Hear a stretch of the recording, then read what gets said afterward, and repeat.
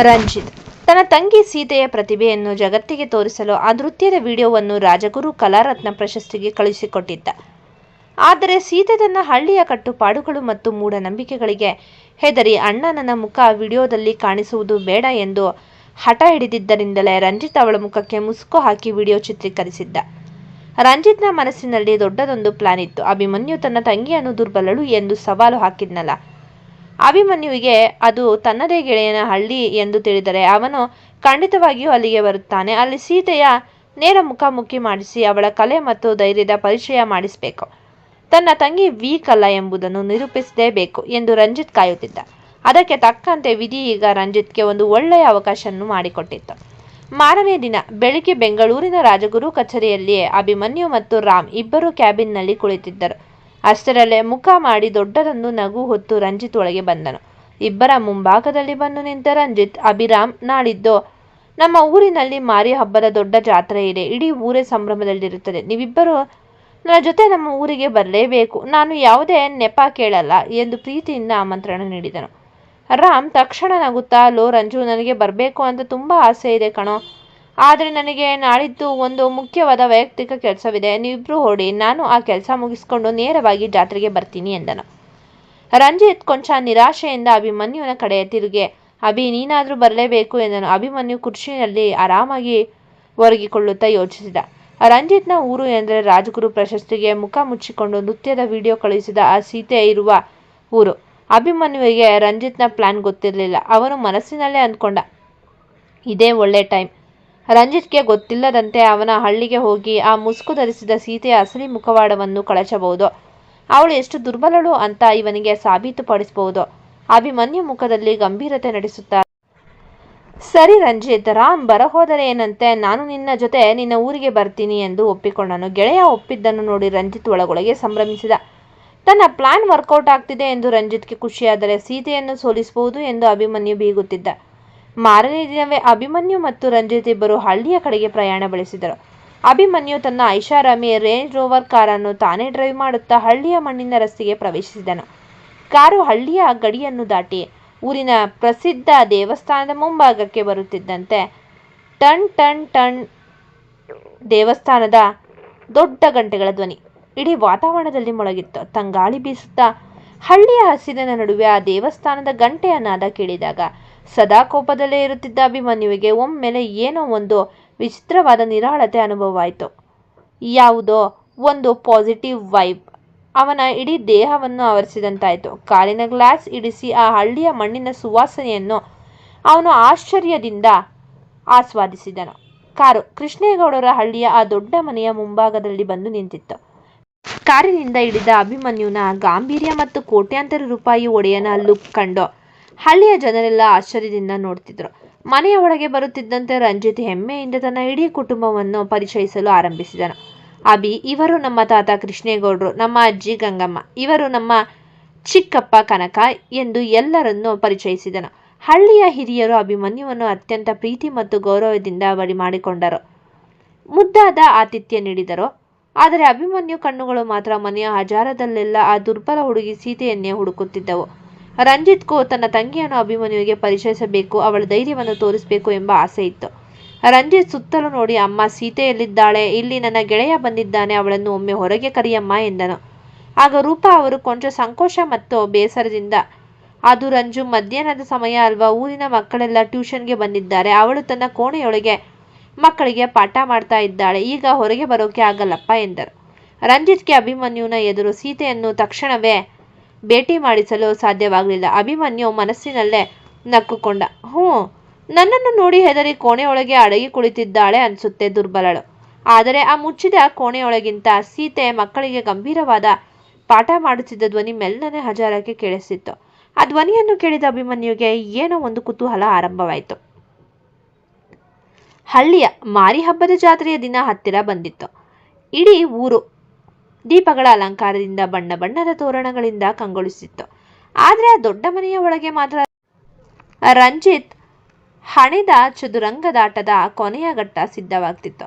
ಅಭಿಮನ್ಯುಗೆ ಸೀತೆಯ ಮುಖವನ್ನು ನೇರವಾಗಿ ನೋಡುವ ಅವಕಾಶ ಇನ್ನೂ ಸಿಕ್ಕಿರಲಿಲ್ಲ. ಅವಳು ಸದಾ ಕೋಣೆಯೊಳಗೆ ಇರುತ್ತಿದ್ದರಿಂದ ನನ್ನನ್ನು ನೋಡಿ ಹೆದರಿ ಅಡಗಿದ್ದಾಳೆ ಎಂಬ ಅಹಂಕಾರದ ಅವನಲ್ಲಿ ಇನ್ನೂ ಹೆಚ್ಚಾಗಿತ್ತು. ಆದರೆ ರಂಜಿತ್ಗೆ ಗೊತ್ತು, ಸರಿಯಾದ ಸಮಯ ಬಂದಾಗ ತನ್ನ ತಂಗಿಯ ಕಲೆಯ ಶಕ್ತಿ ಈ ಸಿಂಹದ ಗರ್ಜನೆಯನ್ನು ಅಡಗಿಸುತ್ತದೆ ಎಂದು. ಅಂದು ಸಂಜೆ ಜಾತ್ರೆಯ ಸಾಂಸ್ಕೃತಿಕ ಕಾರ್ಯಕ್ರಮಗಳ ವೇದಿಕೆ ಸಿದ್ಧವಾಗ್ತಿತ್ತು. ಊರಿನ ಎಲ್ಲರೂ ಸಾಲಾಗಿ ಬಂದು ಕುಳಿತಿದ್ದರು. VIP ಆಸನಗಳಲ್ಲಿ ಕೃಷ್ಣೇಗೌಡರ ಜೊತೆಗೆ ಅಭಿಮನ್ಯು ಮತ್ತು ರಂಜಿತ್ ಕುಳಿತಿದ್ದರು.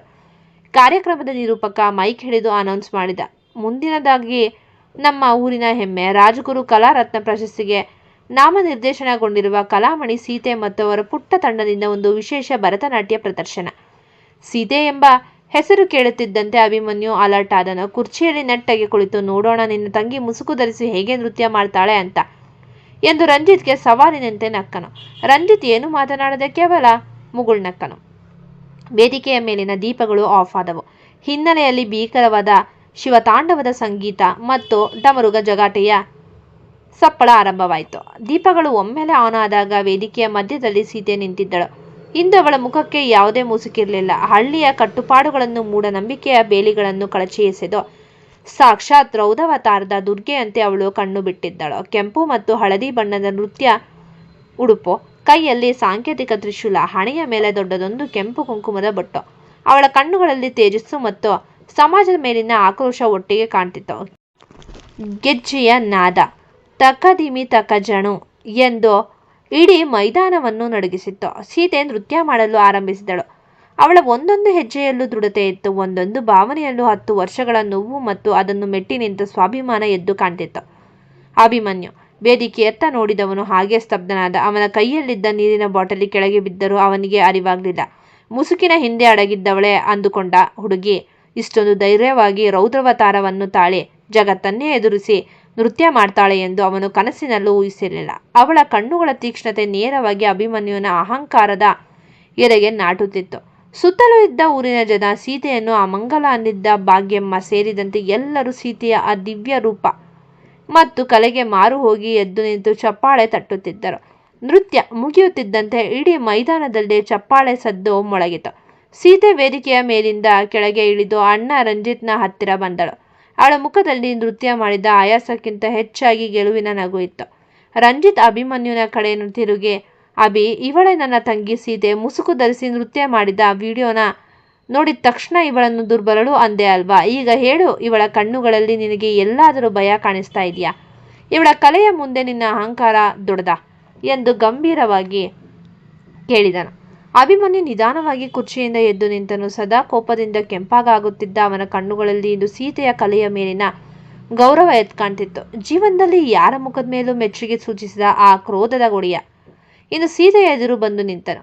ಅಭಿಮನ್ಯು ತನ್ನ ಕಣ್ಣಿನ ಗ್ಲಾಸ್ ಕಳಚಿ ಸೀತೆಯ ಕಣ್ಣುಗಳನ್ನು ನೇರವಾಗಿ ನೋಡುತ್ತಾ, ಐ ಆಮ್ ಸಾರಿ ರಂಜಿತ್, ನಾನು ತಪ್ಪು ಮಾಡಿದ್ದೆ. ಸೀತೆ ದುರ್ಬಲಳಲ್ಲ ಎಂದವನೇ ಸೀತೆಯ ಕಡೆ ತಿರುಗಿ, ನಿಮ್ಮ ಕಲೆಯ ಮುಂದೆ ನನ್ನ ಅಹಂಕಾರ ಸೋತಿದೆ ಸೀತೆಯವರೇ. ಈ ರಾಜ್ಗುರು ಕಲಾರತ್ನ ಪ್ರಶಸ್ತಿಗೆ ನಿಮ್ಮನ್ನು ಬಿಟ್ಟರೆ ಬೇರೆ ಯಾರೂ ಯೋಗ್ಯರಲ್ಲ. ನನ್ನನ್ನು ಕ್ಷಮಿಸಿ ಎಂದು ಇಡೀ ಜನಸಮೂಹದ ಎದುರೇ ಸೀತೆಗೆ ಕೈ ಮುಗಿದು ತಲೆಬಾಗಿದನು. ಅಭಿಮನ್ಯು ತಲೆಬಾಗಿದ್ದನ್ನು ನೋಡಿ ರಂಜಿತ್ ಮುಖದಲ್ಲಿ ವಿಜಯದ ನಗು ಮೂಡಿತ್ತು. ರಂಜಿತ್ ಹಣೆದ ಈ ಚದುರಂಗದಾಟದಲ್ಲಿ ಸೀತೆಯ ಕಲೆ ಮತ್ತು ಸ್ವಾಭಿಮಾನಕ್ಕೆ ಜಯ ಸಿಕ್ಕಿತ್ತು. ಅಹಂಕಾರದ ಸಿಂಹ ಮೊದಲ ಬಾರಿಗೆ ಹಳ್ಳಿಯ ಮಣ್ಣಿನ ಮೌನಕ್ಕೆ ಶರಣಾಗಿತ್ತು. ಜಾತ್ರೆಯ ಆ ರೌದ್ರಾವತಾರದ ನೃತ್ಯದ ದರ್ಶನ ಮುಗಿದು ದೊಡ್ಡ ಮನೆಗೆ ಮರಳಿದ ಮೇಲೂ ಅಭಿಮನ್ಯುನ ಮನಸ್ಸು ಮಾತ್ರ ಇನ್ನೂ ಆ ರಂಗಸ್ಥಳದಲ್ಲೇ ಉಳಿದುಕೊಂಡಿತ್ತು. ಸದಾ ಬಿಸ್ನೆಸ್ ಫೈಲ್ಗಳು, ಷೇರು ಮಾರುಕಟ್ಟೆಯ ಏರಿಳಿತಗಳು ಮತ್ತು ಆಫೀಸ್ನ ಗದ್ದಲದಲ್ಲೇ ಮುಳುಗಿರುತ್ತಿದ್ದ ಆ ಕ್ರೋಧದ ಒಡೆಯನಿಗೆ ಈಗ ಯಾಕೋ ಕಣ್ಣು ಮುಚ್ಚಿದರೂ ತೆರೆದರು ಸೀತೆಯ ಆ ತೀಕ್ಷ್ಣ ಕಣ್ಣುಗಳು. ಅವಳ ಮುಖದ ಆ ದಿವ್ಯ ತೇಜಸ್ಸೇ ಕಣ್ಮುಂದೆ ಸುಳಿಯುತ್ತಿತ್ತು.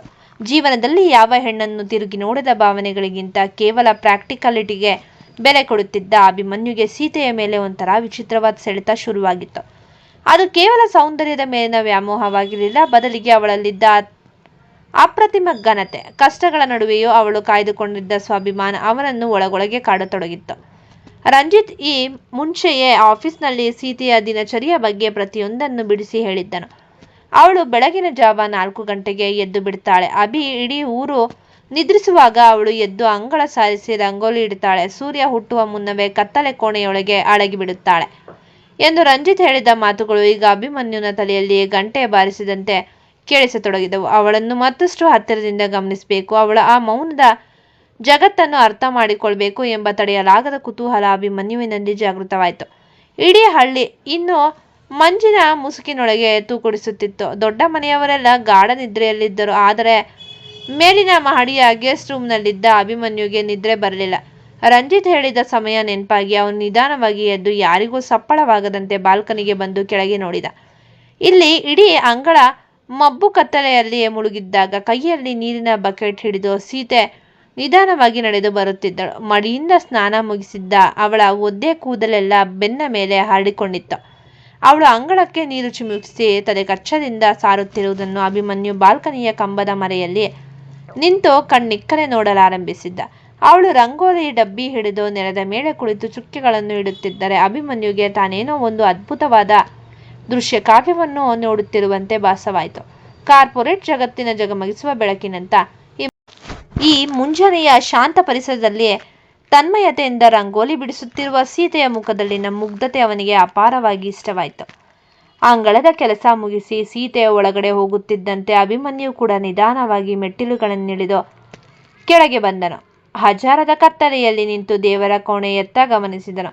ದೇವರ ಕೋಣೆಯಲ್ಲಿ ಸೀತೆ ಹಣತೆಗಳನ್ನು ಹಚ್ಚಿಡುತ್ತಿದ್ದಳು. ಆ ದೀಪದ ಆಸುಪಾಸಿನ ಬೆಳಕಿನಲ್ಲಿ ಅವಳ ಮುಖ ದೇವತೆಯಂತೆ ಪ್ರಕಾಶಿಸುತ್ತಿತ್ತು. ಅವಳು ಕಣ್ಣು ಮುಚ್ಚಿ ಕೈ ಮುಗಿದು ಅತ್ಯಂತ ಮಧುರವಾದ ಕಂಠದಲ್ಲಿ ಕೌಸಲ್ಯ ಸುಪ್ರಭಾತವನ್ನು ಹಾಡಲು ಆರಂಭಿಸಿದಳು. ಕೌಸಲ್ಯ ಸುಪ್ರಜಾ ರಾಮ ಪೂರ್ವ ಸಂಧ್ಯಾ ಪ್ರವರ್ತತೆ. ಅವಳ ಆ ಮಧುರವಾದ ಧ್ವನಿ ಇಡೀ ಮನೆಗೆ ಹರಡುತ್ತಿದ್ದ ಧೂಪದ ಸುವಾಸನೆ ಅಭಿಮನ್ಯುನ ಕಠಿಣವಾದ ಹೃದಯವನ್ನು ಕರಗಿಸಿಬಿಟ್ಟಿತ್ತು. ತಾನು ಆಫೀಸ್ನ ನೌಕರರ ಮೇಲೆ ಸದಾ ಕಿರುಚಾಡುತ್ತಿದ್ದ, ಅಹಂಕಾರದಿಂದ ಗರ್ಜಿಸುತ್ತಿದ್ದ ಸಿಂಹ ಸೀತೆಯ ಆ ಪ್ರಶಾಂತ ಭಕ್ತಿಯ ಧ್ವನಿಯ ಮುಂದೆ ಮಂತ್ರಮುಗ್ಧನಾಗಿ ಕೈಗಳನ್ನೆತ್ತಿ ತನಗೆ ತಿಳಿಯದಂತೆ ದೇವರಿಗೆ ನಮಸ್ಕರಿಸಿ ನಿಂತು ಬಿಟ್ಟನು. ಪೂಜೆ ಮುಗಿಸಿ ಸೀತೆ ಸರಸರನೆ ಅಡುಗೆ ಮನೆಗೆ ಹೋಗಿ ಕಾಫಿ ಮಾಡಿಟ್ಟು ತಾಯಿಗೆ ಸಹಾಯ ಮಾಡಿ ಮುಗಿಸುವಷ್ಟರಲ್ಲಿ ಸಮಯ ಬೆಳಗಿನ 6:15 ಆಗಿತ್ತು. ಮೂಡಣದಲ್ಲಿ ಸೂರ್ಯನ ಮೊದಲ ಕಿರಣ ಮೂಡಲು ಅನುವಾಗುತ್ತಿತ್ತು. ಸೀತೆ ತಕ್ಷಣ ಅಲರ್ಟ್ ಆದ್ಲು.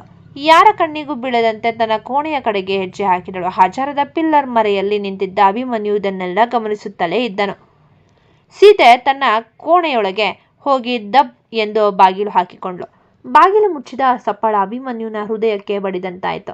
ನಿನ್ನೆ ಸಂಜೆ ರಂಗಪ್ರವೇಶದಲ್ಲಿ ಇಡೀ ಜಗತ್ತನ್ನೇ ಗೆಲ್ಲುವಂತೆ ನೃತ್ಯ ಮಾಡಿದ ಆ ಕಲಾಮಣಿ ಬೆಳಗಾಗುತ್ತಿದ್ದಂತೆ ಸಮಾಜಕ್ಕೆ ಹೆದರಿ ಮತ್ತೆ ಈ ಕತ್ತಲ ಕೋಣೆಯೊಳಗೆ ತನ್ನನ್ನು ತಾನು ಬಂಧಿಸಿಕೊಳ್ಳುತ್ತಿದ್ದಾಳಲ್ಲ ಎಂಬ ಯೋಚನೆ ಅವನನ್ನು ಬಹುವಾಗಿ ಕಾಡಲಾರಂಭಿಸಿತ್ತು. ಅವನಿಗೆ ಸೀತೆಯ ಮೇಲಿದ್ದ ಅಟ್ರಾಕ್ಷನ್ ಈಗ ಒಂದು ಹೊಸ ಹಠವಾಗಿ ಬದಲಾಗ್ತಿತ್ತು. ಇಲ್ಲ, ಸೀತೆ ನೀನು ಕತ್ತಲಲ್ಲಿ ಕರಗಿ ಹೋಗಬೇಕಾದವಳಲ್ಲ. ಈ ಅಹಂಕಾರದ ಸಮಾಜದ ಮುಂದೆ ನಿನ್ನನ್ನು ಬೆಳಗುವಂತೆ ಮಾಡುವುದು ಈ ಅಭಿಮನ್ಯು ರಾಜಗುರು ಎಂದು ಅವನು ಮನಸ್ಸಿನಲ್ಲೇ ಶಪಥ ಮಾಡಿದನು. ಈ ಕತೆ ನಿಮಗೆ ಇಷ್ಟವಾಗಿದ್ದಲ್ಲಿ ಕಥೆಯನ್ನು ವೀಕ್ಷಿಸಿದ ನಂತರ ದಯಮಾಡಿ ನಮ್ಮ ಚಾನಲ್ಗೆ ಶೇರ್ ಮಾಡಿ, ಲೈಕ್ ಮಾಡಿ ಮತ್ತು ಸಬ್ಸ್ಕ್ರೈಬ್ ಮಾಡಿ. ಧನ್ಯವಾದಗಳು.